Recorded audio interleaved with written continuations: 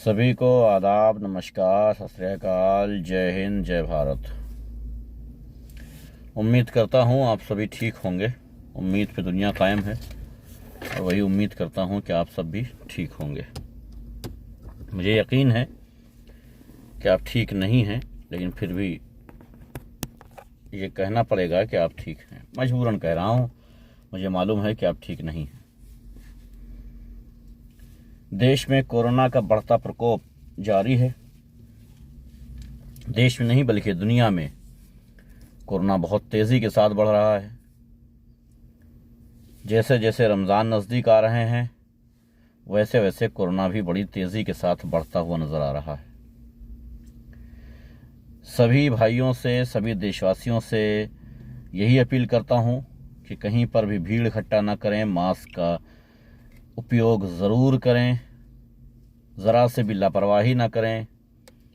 ज़रूरी ये है कि अपनी सुरक्षा स्वयं करें, अपनी सुरक्षा स्वयं करें, क्योंकि सरकार रैलियों में व्यस्त है। शादियों में 50 लोग, मरने में 20 लोग। सत श्री अकाल पाजी, कैसे हैं? और राजनीतिक पार्टियों की मीटिंग में 5 लाख लोग इकट्ठा हो जाएं, कोई दिक्कत की बात नहीं है। कोई शादी वगैरह है तो सिर्फ 50 लोग हों, और अगर कोई मरा है, किसी की डेथ हुई है तो सिर्फ 20 लोग, और अगर कोई राजनीतिक पार्टी वगैरह कर रहे हैं तो 5 लाख लोग इकट्ठा हो सकते हैं। पोलिंग बूथ पे अगर आप जाएं वोट करने तो 2 मीटर की डिस्टेंस बहुत ज़रूरी है, उसका ख़ास ख्याल रखें। पब्लिक मीटिंग जो होती हैं, राजनीतिक पार्टियों की जो मीटिंग्स हैं, उसमें किसी तरीके का ख्याल रखने की ज़रूरत नहीं है। उसकी वजह यह है कि कोरोना अगर किसी चीज़ से डरता है तो वो राजनीतिक पार्टियों से, राजनीतिक पार्टियों के भाषणबाजी से और उनके भीड़ इकट्ठा होने पर कोरोना डर जाता है। तो आप निश्चिंत रहें, राजनीतिक पार्टियों की भीड़ में जाते रहें, कोरोना को अपने आप से दूर भगाते रहें। खैर, मस्जिदों में अलग अलग प्रदेशों में अलग अलग सिस्टम, अलग अलग कानून बनाए गए हैं। कहीं 5, कहीं 10, कहीं 20, जो भी कानून जहां जिस प्रदेश में है उसको फॉलो कीजिए। मैं एक बात कहना चाहूँगा कि सब लोग ये कहते हैं कि साहब सारा रोक जो है, सारी रोक जो है वो सिर्फ मुसलमानों के लिए ही क्यों है, कि मस्जिदें बंद करवा दे रहे हैं, सिर्फ 5 लोगों की नमाज की इजाज़त दे रहे हैं, वगैरह वगैरह। बहुत सारी ऐसी चीज़ें हैं जो सिर्फ मुसलमानों पर ही क्यों लागू की जा रही हैं। कोरोना का प्रकोप क्या सिर्फ मुसलमानों पे आएगा? तो नहीं। मैं उनको बता देना चाहता हूं कि लखनऊ के शमशान घाट में जगह कम पड़ रही है जलाने के लिए। मशीनें तो जो थी जलाने के लिए, शव को जलाने के लिए, वो तो फ्री ही नहीं है 1 मिनट भी, लगातार वो बिजी हैं। जगह जगह जमीन में जो मैदान पड़ा हुआ था बैकुंठ धाम में, उसमें लाइन से शव जल रहे हैं। एक शव जलता है, जल्दी से सफाई की जाती है और दूसरा शुरू किया जाता है। यानी लाइन से 50-50 शव लाइन से जलाए जा रहे हैं। 4 मशीनें और बढ़ाई जा रही हैं लखनऊ में शव को जलाने की। यानी कुल मिलाकर के कहना यह चाहता हूं कि अगर आपके ऊपर ज्यादा रोकथाम गवर्नमेंट कर रही है तो यह आपके लिए ही सुरक्षित है। अगर आपके ऊपर आप ये समझते हैं कि हम पर जुल्म हो रहा है, तो सरकार तो यही सोच रही है कि हम आप पर जुल्म कर रहे हैं, लेकिन सच ये है कि वो आपको बचा रहे हैं। अब उनकी नीयत कैसे भी हो, आपका फायदा हो रहा है? तो इस वजह से भीड़ ना इकट्ठा करें। बेशक रमज़ान है, लेकिन उसके ख्याल रखें, भीड़ ना इकट्ठा करें कहीं तरीके से। और अब उसी टॉपिक पे बात करना चाहूँगा जो बहुत ज़रूरी है। मैंने कुछ मुसलमानों की पोस्टें देखी हैं जो बड़ी विवादित हैं। नरसिम्हानंद सरस्वती पर बड़ी विवादित हैं। विवादित इसलिए हैं कि वो आपस में ही भिड़े जा रहे हैं, आपस में ही लड़े जा रहे हैं। तो उनसे रिक्वेस्ट करता हूं कि भाई, अगर तुम लोगों को बोलने की हैसियत नहीं है, बोलने की तमीज़ नहीं है, तो खामोश रहा करो। ज़रूरी नहीं है कि हर वक्त बोला जाए। अगर आप नहीं बोल सकते हो, अगर आप एक नहीं कर सकते हो, तो तोड़ो मत। इसलिए वो मुसलमान जो अपने आप में 30 मार्खा समझ रहे हैं और ये समझ रहे हैं कि नरसिम्हानंद सरस्वती पर सिर्फ हम ही इकलौते ऐसे हैं जो विरोध कर रहे हैं, बाकी सारे फिरके के लोग खामोश हैं, तो उनसे कहूंगा कि तुम खामोश रहो, यही बहुत बड़ी बात है।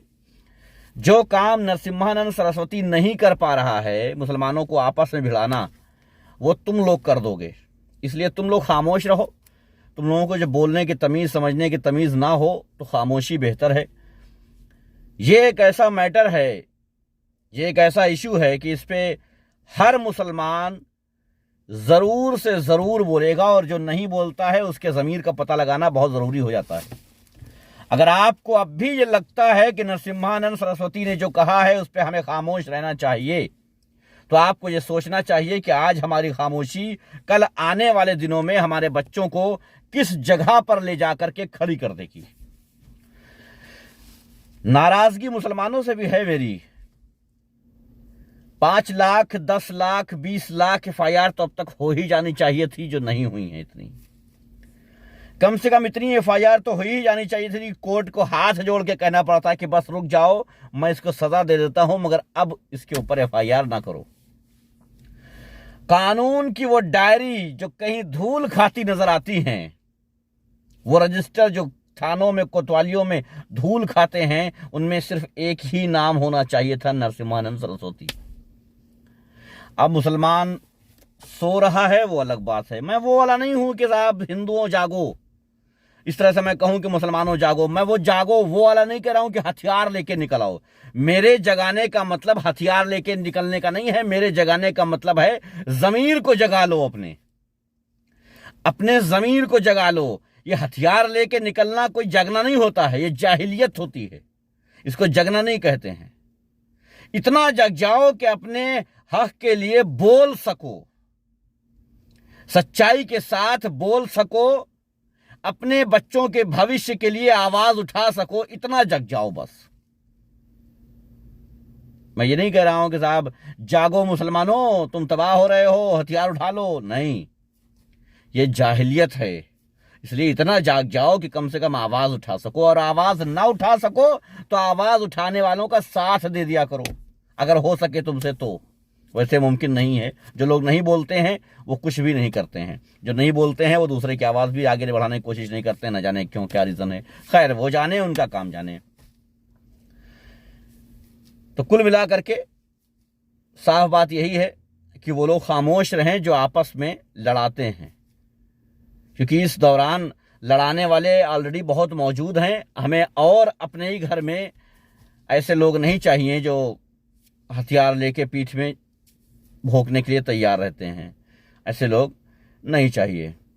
अब मैं उन लोगों को भी हिदायत कर दूं, जब आया हूं तो हिदायत ज़रूरी है उन लोगों को भी जो लगातार नरसिम्हानंद सरस्वती के सपोर्ट में उतर रहे हैं और अजीब अजीब पोस्टें कर रहे हैं, अजीब अजीब बातें लिख रहे हैं, अजीब अजीब हरकतें कर रहे हैं कि साहब ये है, वो है, वो है। देखिए, हमें आपसे शिकायत नहीं है, हमें आपसे कोई शिकायत नहीं है।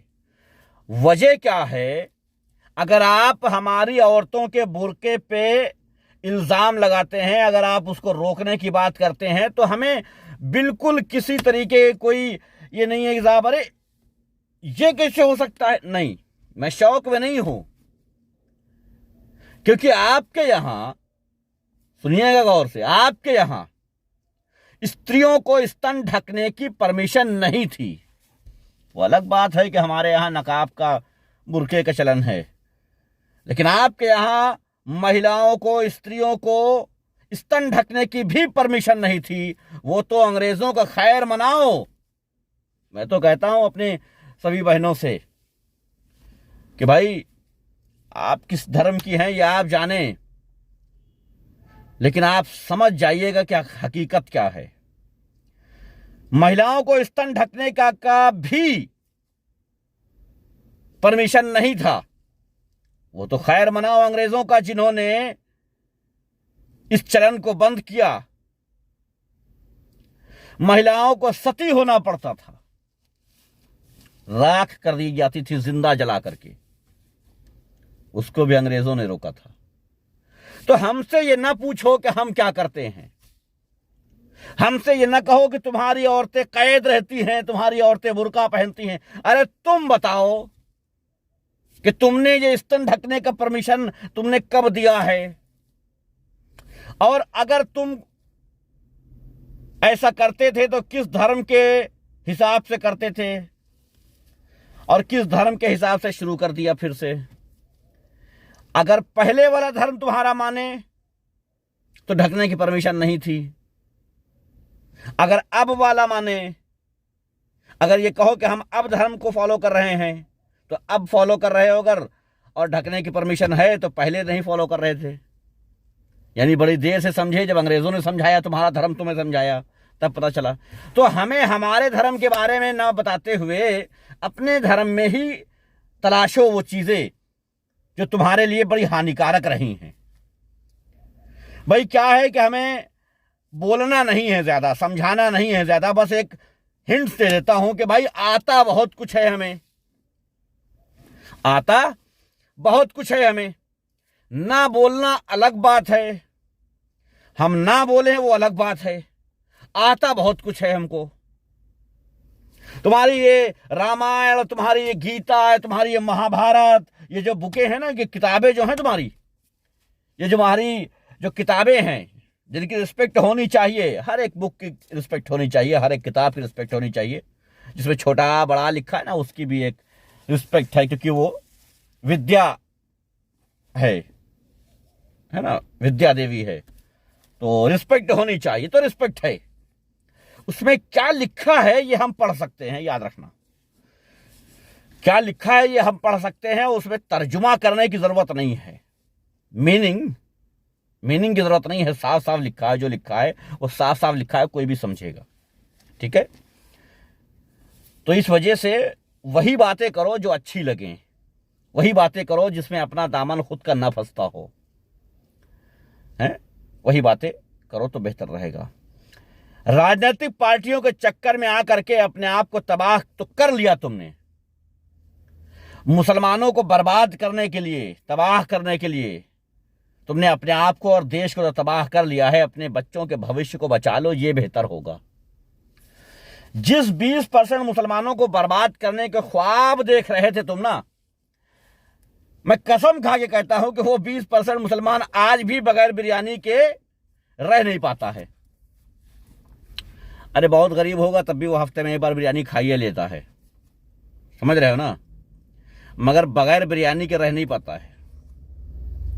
तो वो तो खा लेगा कमा के, और तुमको पता भी है, कहते भी हो कि पंचर बनाने वाले हैं, तो पंचर भी बना लेंगे, वो खा लेंगे। तुम्हारा क्या होगा कालिया? तुमने क्या सोच रखा है? तुम्हें तो तबाह कर दिया इस सरकार ने, बर्बाद कर दिया। 100 लोग अगर भारत में मर रहे हैं तो आबादी के हिसाब से अगर देखा जाए तो कौन मरा ज्यादा? 100 लोग अगर बेरोजगार हो रहे हैं तो आबादी के हिसाब से देख लो कि बेरोजगार कौन हुआ है। नहीं सोचो ना कि आखिर कौन है वो जो बेरोजगार हुआ। एक कंपनी में 17 लाख लोग बेरोजगार हुए, 17 लाख लोग, जिसमें से पता चला कि 2.5 लाख मुसलमान हैं। बड़ी समस्या। 14.5 लाख कौन है? 2.5 लाख लोगों को तबाह करने के लिए अगर तुम 14.5 लाख को तबाह कर रहे हो तो गधे हो। बेशक बिट्टू भाई, जिनके घर शीशे के बने होते हैं वो दूसरों पर पत्थर नहीं फेंका करते, लेकिन इन लोगों की आदत है दूसरों के ऊपर पत्थर फेंकने की। अब फूट जाता है अपना ही घर, क्या करें साहब। खैर, तो भैया हम मूड वूड में नहीं है ज्यादा, इसलिए इतना प्यार से समझा दिए हैं। और एक बात और बता देता हूं, ये लहजा नहीं है मेरा, ये बात करने का लहजा मेरा नहीं है, ना हम इस तरह बात करना चाहते हैं, ना बात करते हैं ऐसे। वो तो बोल दिए ऐसे, वरना हम तुम लोगों को अपने जूते की नोक पे रख के बात करते हैं, क्योंकि ना गलत बोलते हैं और ना गलत को बर्दाश्त करते हैं। इसलिए याद रखना, ऐसी हरकतें बंद कर देना। किसी भी धर्म पर उंगली उठाना बंद कर दो, वरना हश्र वो होगा कि तुमको अपने धर्म को फॉलो करने में शर्म आएगी। समझ रहे हो ना? ये बताते हुए शर्म आएगी कि तुम किस धर्म के हो, ये बताते हुए तुम्हें शर्म आएगी अगर तुमने जरा से भी उंगली की ना। साहब नॉलेज बहुत है, चिंता मत करो। कितनी आइडिया बन कराओगे? इसलिए समझा देता हूं। और फिर मुसलमानों से कहूंगा कि भैया छोड़ना मत। इतनी एफआईआर तो कम से कम हो ही जानी चाहिए कि ये दौड़ते दौड़ते दौड़ते दौड़ते दौड़ते दौड़ते इसकी ऐसी तैसी हो जाए। जेल तो जाएगा। पुलिस प्रशासन अपना बाप बना के बैठी है इसे, सरकार अपना दादा बना के बैठी है इसे, सब कुछ ठीक है, लेकिन कानून के आगे तो झुकना पड़ेगा साहब। सरकार को भी और पुलिस को भी, सबको झुकना पड़ेगा। नहीं होता है एफआईआर से काम तो होने दीजिए पहले एफआईआर, सीधे हाई कोर्ट में जाकर के शिकायत की जाएगी। कितनी एफआईआर होने के बावजूद उसे खुला छोड़ा गया है इस देश को तोड़ने के लिए, इस समाज को तोड़ने के लिए, इस समाज को नुकसान पहुंचाने के लिए, किसी धर्म को टारगेट करने के लिए। याद रखना। और ये कुलश्रेष्ठ पुलपेस्त्र कुछ ऐसे एक और नमूना, उसका नाम भी नहीं लेते हैं, पता नहीं कैसा है, कुछ पुष्पेंद्र है क्या है, गधे का नाम जो भी हो। बेटा तेरा भी नंबर आ गया है, तेरा भी नंबर आ गया है। नरसिम्हा के बाद बस तेरा नंबर है। अगर तू अपनी जबान रोक लेता है तो बहुत अच्छा, जबान नहीं रोकता है तो जेल जाने के लिए तैयार रहे। और हां, माना कि तुम्हारे सौतेले बाप की सरकार है, मगर कानून के आगे तुम्हारे असली बाप की भी नहीं चलेगी। सौतेले तो बहुत दूर की बात है। कितने दिन कानून से बचोगे? एक नए दिन तुम्हें चक्की पीसिंग पीसिंग पीसिंग करना पड़ेगा। याद रखना। और ये बड़े प्यार से समझाया हूं। नेक्स्ट लाइव में तुम्हारी औकात बताऊंगा। ठीक है, धन्यवाद।